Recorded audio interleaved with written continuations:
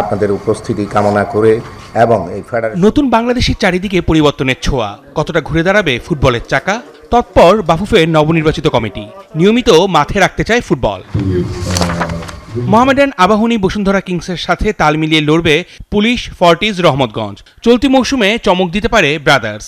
মোটামুটি মানে দল গড়েছে রহমতগঞ্জ, ফকিরের পুল, চট্টগ্রাম আবাহনী আর ওয়ান্ডার্স। যেন কোনো ক্লাবে হারিয়ে না যে সবগুলো ক্লাবই যেন ফিরে আসে।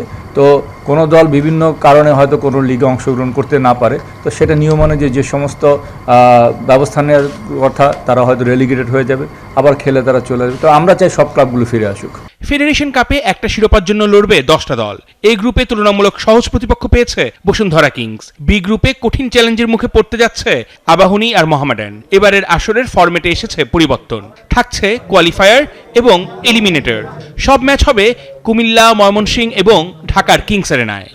অনেক সময় দেখা যায় যে যারা সেমিফাইনালে খেলে, গ্রুপ চ্যাম্পিয়ন টিমগুলো হঠাৎ করে একটা খেলার দুর্ঘটনার সম্মুখীন হয়ে যেতে পারে। তো তাদেরকে আর একটা সুযোগ দেওয়ার জন্য যারা রবিন লিগ পর্যায়ে ভালো খেলে আসছে, তাদেরকে যেন একটা বাড়তি সুযোগ থাকে, সেই জন্য কিন্তু আমরা এই নিয়মটা এবার প্রচলন করেছি।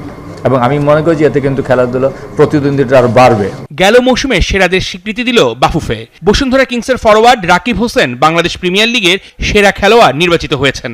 বাংলাদেশ পুলিশের হয়ে খেলা আহসান হাবিব বিপু সেরা গোলকিপার।